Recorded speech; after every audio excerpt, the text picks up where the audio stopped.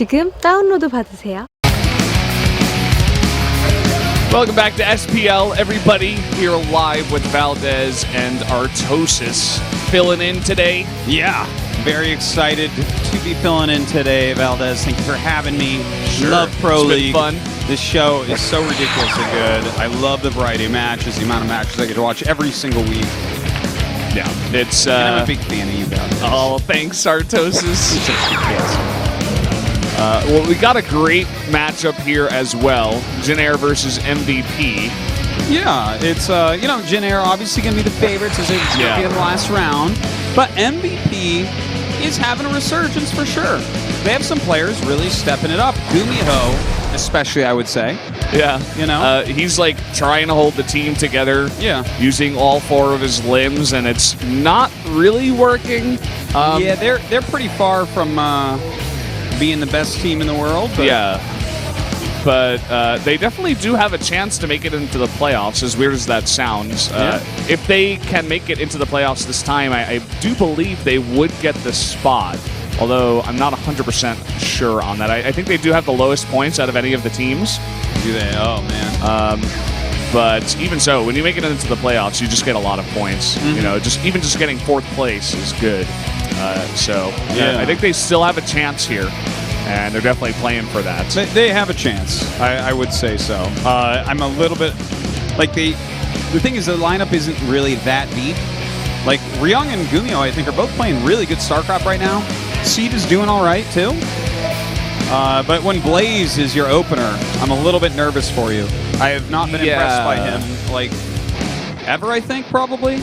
Yeah, there was this, I think it was last season, where he came in and he did a couple of games. He won like 2 in a row with some cheeses, like some weird, the 4-player maps, and he would like go for like a 2-gate in the middle of the map or something, and he would take a game off of someone really good, and we're like, whoa, what is going on? But besides that, hasn't been the most impressive player for sure. Yeah. Well, he's going up against Maru, so if you're going to sacrifice someone, that's the one you want, right? Is to throw true. Blaze into the fire. Oh man, that's actually so sad for Blaze. It's it is like, true though, right? Go on stage and get pummeled in front of everyone by Maru, but.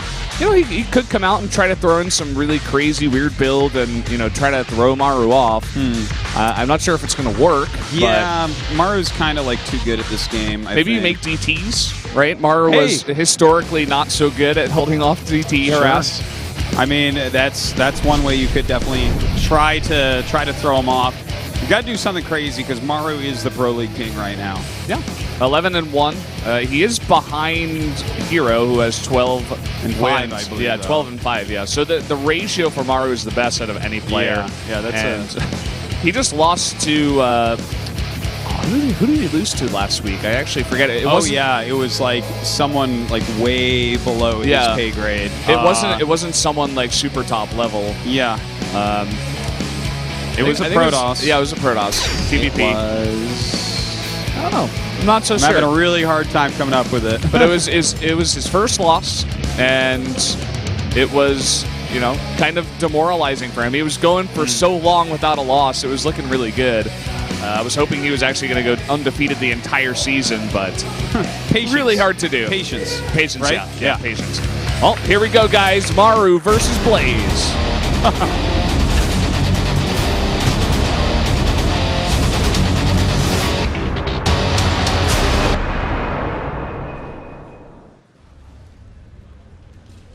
Was it patience? I see you looking. I'm looking around. I'm like, wait, was it? I don't know. I can't quite. I don't know. Whatever. Whoever it wasn't some Blaze. Guy. Yeah. Well, we got this guy in the bottom left, the green Terran, the turtle Terran. It is Maru. He's only the turtle Terran because he's green. Yeah, definitely not. He doesn't turtle. Up in the top right, in the teal, it is Blaze. Okay. What does Blaze have for this? Like, Yeah.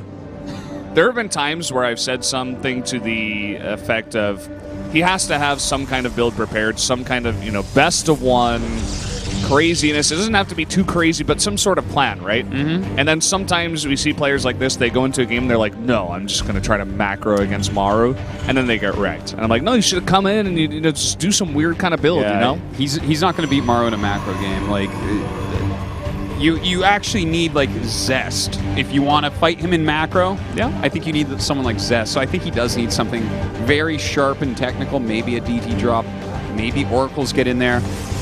But, you know, because it's this map, there is the possibility we'll see him do something like a macro game, like maybe a Sky Toss macro game or a very defensive Colossus game or something. But damn, Maru's so good against that stuff, right? Like, I mean, Maru was the guy who was just fighting Colossi without Vikings for the longest time. He's like, oh, I don't need Vikings. I just make a lot of Marauders, and I micro. I split. Marauders are sick anti-air. Yeah, that's what you're saying, basically. Maybe he just does the same build as Zest. Just make a Cybernetics core and send out a probe and just do the same exact thing. Could be. He hasn't sent out that probe, but Maru, it looks like he's planning on going for some kind of scout with an SCV. He has not gone for a Reaper. He's just making a Marine right now. Yeah, and a factory as well before a command center. So, you know, maybe he wants to get in there and mix it up immediately so there is no chance of some sort of unscouted tech coming while he's making SCVs off 2 command centers. I think it's not a bad play for Maru because his micro is so good, and he's just such a strong player that even if he, let's say he goes for like a Widowmine drop or something, even if he does no damage, I still expect him to win the game. You know? Like, he gets so far behind it just doesn't matter. Yeah, he'd realize something weird would have to happen for him to lose here, so he's making a Hellion going into that command center. Yeah, it looks like it's going to be some kind of, you know, it's probably going to be the drop with the Marines into the back door, and then you run. Well, you drive in the Hellions in the front. It's a pretty strong build. You don't see it all too often. Although he has stopped at 1 Hellion, so perhaps it's not going to be that just yet. Yeah, this is like a different build here from Maru. Is of course getting that medevac. Very standard so far on Maru's side. I mean, on Blaze's side. Yeah. This is exactly what you would expect to see, and the Hellion gets a scout at all. Yeah, he just drives up on in, and there's only the Mothership Core, and he's taking a lot of damage. He's not even microing against this Hellion. So he got to scout everything and 3 kills with that Hellion. That was a good Hellion. Solid Hellion. For sure. And we have the follow-up here with the Widowmine drop and 6 Marines. And he is going to immediately make double Tech Lab and begin to get his infantry upgrades. Let's see if he also adds a 3rd base behind this. I wouldn't be surprised if he does something like that, too. Yeah, he definitely could if he keeps him kind of busy. If he loses the medevac doing something like that, though, that would be really, really bad for him. Adding a couple barracks. Looks like he just wants to get into, you know, more normal play. Get some medevacs out, stim Marines, some Marauders. Maru not going to take any risks this game. Yeah, and here we go. Drop coming in. Widowmine trying to get into position, actually. Not to kill the probes, but actually to target. Wow, he actually loses it there. Yeah. He wanted to try to hit the Mothership Core or some of the units, but just, you know, zone for the Marines. But with the overcharge there and losing the Widowmine, not going to go as well as Maru had hoped. Yeah, the harass isn't really going to do anything, I don't think, right? We have 3 gates up, so he has plenty of stalkers, a Mothership Core, he has observers out. This is like the type of build that Blaze is doing. He's made to stop this kind of drop, and he hasn't done significant damage at all.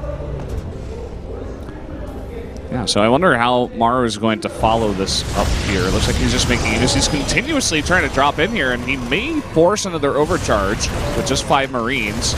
It's getting pretty close. Blaze is actually playing with fire here. Yeah. Well, his name is Blaze, so I think it was intended. That 3rd Nexus going up well in advance of Maru's, but this is where Maru's going to get very scary. Stim and combat shields are going to be finishing up along with these 2 more medevacs. And his harassment is going to start, and it probably won't stop until one of them's dead. Yeah, I think that's fair enough to say. Especially, you know, with Blaze taking this 3rd base here at a reasonable timing with the Blink finishing up. He should have enough defense, but this is a lot of infantry moving across the map already. So definitely needs to get some pylons up there. We actually see Blaze moving out on the map, and I like this a lot because he can begin to trade against these units and just blink away. Yeah, you definitely can. Blink just finished up, so picking off any units here is super, super helpful. It's going to slow him down, allow more warpins, and he even has a prism on the map. Yeah, this prism could do a lot. A lot of Maru's units are out on the map right now. And you can see Blaze continuously trading in here. Maru, he's dealt with this before, knows how to handle it. And he does snipe a Stalker, actually.